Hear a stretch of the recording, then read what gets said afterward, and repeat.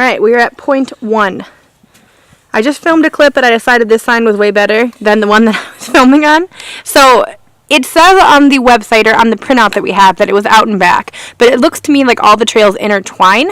There is 8.4 miles worth of trails here. Is that correct, babe? Yes, that's correct. Okay, so I'm pretty excited. I hope we actually, right now it kind of looks like groomed forest area. They've definitely did some clearing here, timber clearing, but hopefully it takes us deeper into the woods. Yeah. Yeah, unfortunately there is a lot of forest that is kind of clear cut. So the entrance of the trail is pretty dismal. I mean, it feels good to be out here and it feels good to be outside, and nonetheless we're in the woods, but it's never really enjoyable to see trees cut over. I'd like to think it's from a storm, but based on scenes like this, I'd say not so much. Yeah, this is beer cutting.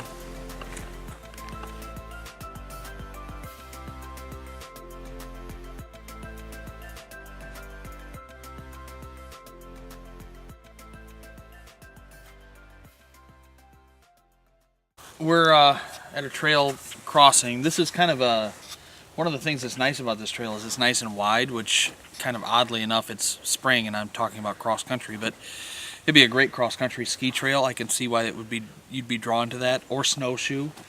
And then the other thing to note about northern Michigan is everything intersects at some point an ORV trail. So they have to post no motor vehicle signs where they don't want them. So they designate hiking paths and ORV trails, and we're in the middle of a hiking path and an ORV trail right now.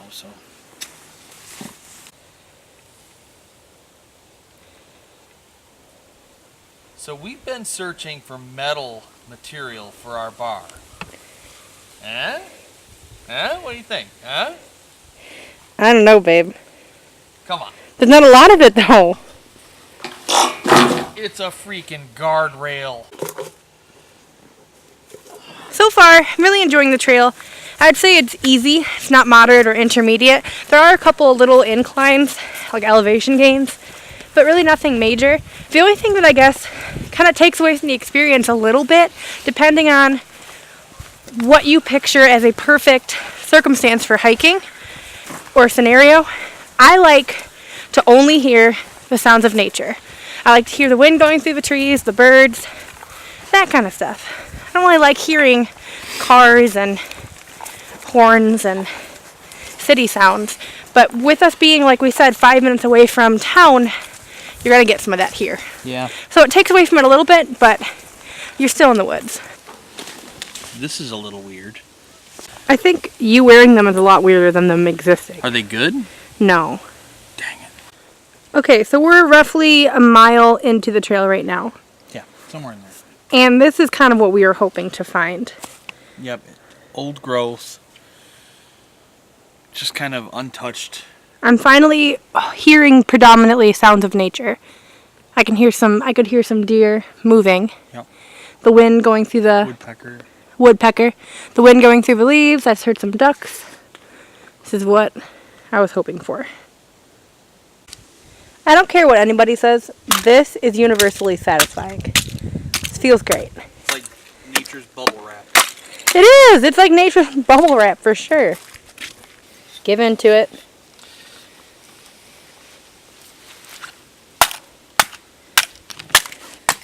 How do you feel? Satisfied. Now this is a very smart tree. This tree is like, well, this one obviously got pretty big. Might as well test my luck.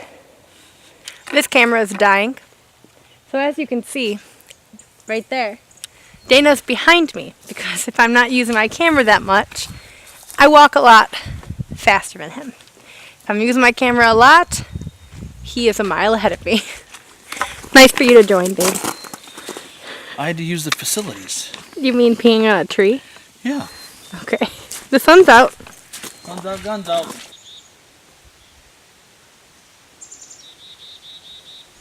So here's an entire knot of, I believe the term used is fatwood. Basically, it is a piece of wood rich in sap or syrup. Yep. This is pine sap. I'm unfortunately allergic to pine sap, so so I cannot touch it. Not that I want to be sticky anyway, but yeah, that's unfortunate. But that's really cool. If we can get that off, that would burn really well. You're going to try to cut some off? I don't want to cut it off, but I would like to pry into it a little bit and see. All right, babe. You pry. Did you get into it? Yeah, it's right here. It's all in there. Yeah, you really do need to bring a foraging bag, babe. I do. I should carry like a satchel. I need a man satchel. So I'm not sure if this is a different type of pine tree or if it has some sort of infection. But look, it's got like a birch quality to the bark. It's like peeling away. Like a birch, but it's thicker than a birch. I don't know what it is, honestly. It's got to be pine though, right? So that junction at point 2, there's 2 ways to go. It looks like the alternate route is actually parallel to where we are right now. So both ways would actually come to the same point. It's just a different trail that you can actually take through the land. Okay, so as you guys saw on the map, this is not necessarily a loop, but all the trails kind of meander and intermingle. So one thing that's really cool is they actually have blue blazes and these little plaques everywhere. So you know you're in the trail as opposed to walking an ORV trail.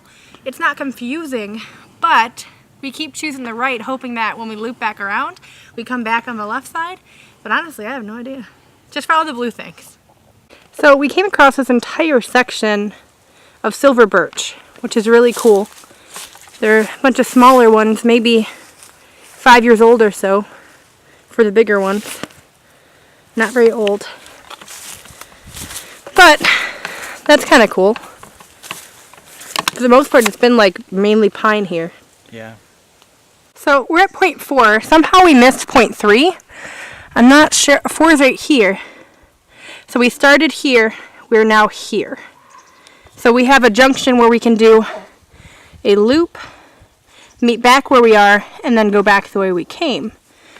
But pretty cool scene right here. Totally different.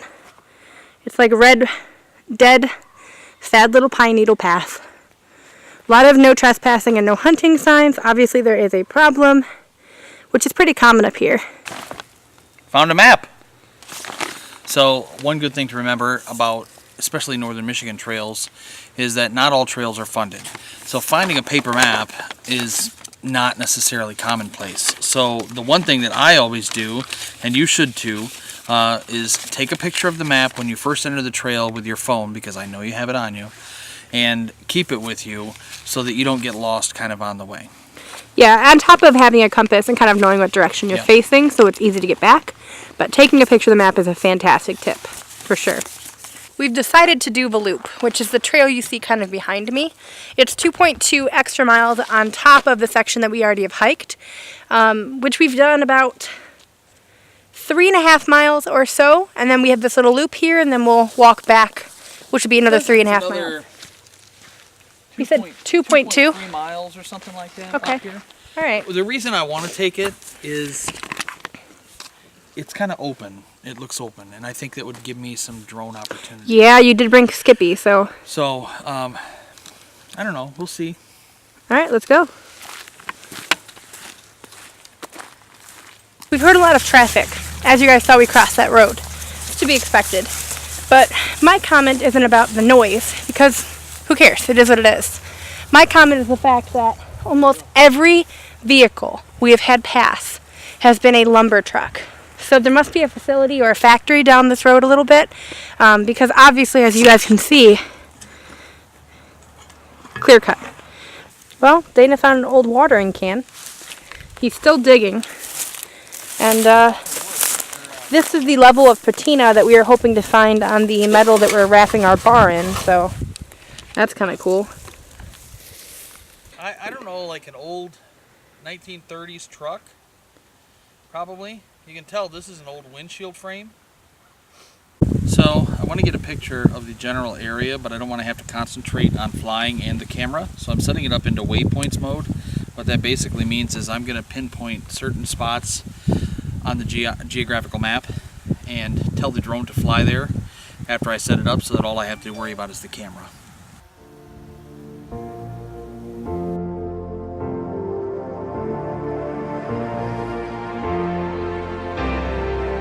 I'll be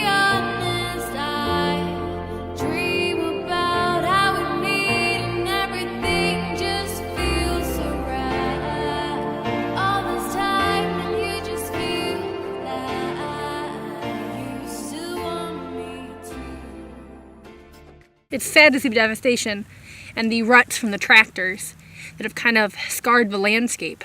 But it's really encouraging to see new growth. So I'm excited about that. My camera died. My phone is also dying. So we're probably going to have to see you back at the car. I'll give a recap. My other camera battery is in the car. So that's all that's happening. But Eileen is sad right now. This is Eileen's sad face. Because her camera died. And then her phone died. killed my battery with fungus. And then I laughed about it. And she said the only thing we found interesting on this trail is shit. Not the whole trail, just the loop that we're on right now. You know, like the added loop. She said this loop. But coyote poop is all we found that's interesting to her. Coyote poo. And some little red mushrooms that she wasn't able to film. I still want them to know what they look like. So we're on our way back, but on looking at the map at point 6 here, they point out an abandoned railroad that we should have been crossing. Right about now. Right about now. So when I kind of look around, I hope you can see this. This trail right here. There's open space. In the open space, based on the way the ruts are and the way that the spacing is, looks to me like the old abandoned railroad. And then when I kind of look through the trees here, you can see the ruts in the ground over here, and then the ruts in the ground We'll have to look up the history on that. over That's here. really interesting. But all of that kind of goes through here, like that. We're gonna have to look up the history on it. But what I find cool is Eileen a couple of years ago, for Christmas, got me a railroad map. Yeah, we should. From 1909. Right. So I'm gonna go home and see if we can't intersect where we figure out are what here name and this figure one out is. what this was and Yeah. kind of do some research on it, because that's really, really cool. It would be cool to bring a metal detector. I would wager that if we followed this trail back, we would run into some structure. Well, now that we looked at the map and kind of and there. realized what that was, it actually goes all the way, because we're on the parallel path that I mentioned when we were at point 2 a little bit ago, Yep. earlier in the video. So we're at some point going to see the path that we already had hiked. We're going to be like right next to it. It kind of loops in a diamond shape in some ways, like a teardrop. When we get to that point, where like all that metal was, like that car in that field, I bet you that's part of the railroad. Yeah. But with the clear cutting that's happened, it's really changed the landscape in a way that makes it really hard to tell. Plus, if this is truly abandoned, what it looks like with these larger growth trees on it, it's been abandoned for a long time. Yeah, well, back when it was logging town, Yeah, it probably huge was logging a huge area in Michigan up here. That's probably the only way they could get them out of here was the railroad. So That's that extremely true. makes complete sense. That's so interesting. Really I wonder interesting if bit there's of ties history. and like spikes and stuff though. Most likely. That would be and then, awesome. you know, normally whenever we've walked these trails in the past in Grand Rapids and stuff like that, we found old railroad bridges, et cetera, et cetera. So Yeah, that's very true. I would Yeah, bet that's very that true. Like I would bet Millennium. there's some of that stuff back here. We're gonna have to investigate. We'll have to come another back and time. investigate another time. Since my camera is dead. Okay, let's Bitter. go back to the car. Party of one. So we're hiking along and we found this lean-to that somebody had built. Yeah. Somebody's little day camp. Some nice little fence going around it. Some Little fence, corner rocks. some rocks. Looks like there's a stump over there. Maybe they used it as a table or something. Yeah, who It's knows? a really cool spot though. Yeah, so it could be it could have been somebody's day camp. It looks like it's kind of old though. But it stayed intact. Yeah. Even throughout the snow. It's pretty cool. We made it back to the car, We did. which is why I have my camera again, because I had an extra battery, but I didn't bring it with me. So recapping on that trail, we did do the entire trail. So we did 8.4 miles. Yeah. We didn't go at a pace that was meant to be speedy. It's kind of a languid, just nice, lazy pace, but it was still good. It was leisurely. So we've been in the woods for about 5 hours, which I'd say is a good day. A couple things to take away from this trail if you end up being in Michigan, or if you're in northern Michigan and you're wondering, a lot of woods, but where do I hike? This is a pretty good trail. It's a pretty good trail. You're not going to get a whole lot of like spectacular views. There's no lake. There's No no water. overlooks. There's no overlooks. There's no No rivers. streams. Nothing like that. But what you will find is a pretty good portion of your hike in nature and in the woods. Absolutely. And an abandoned railroad. And in Manor, yeah, which we're going to come back and maybe do a little research on that and see if maybe we can find some history and walk just the railroad portion. Probably. Would be pretty cool. But yeah, so sometimes you just got to get out there and start hitting the trail, even if you don't know where it's going to lead you. Thank you for joining us on this leisurely hike. It was nice. No beer today. Nope. Yet. Cheers. Cheers.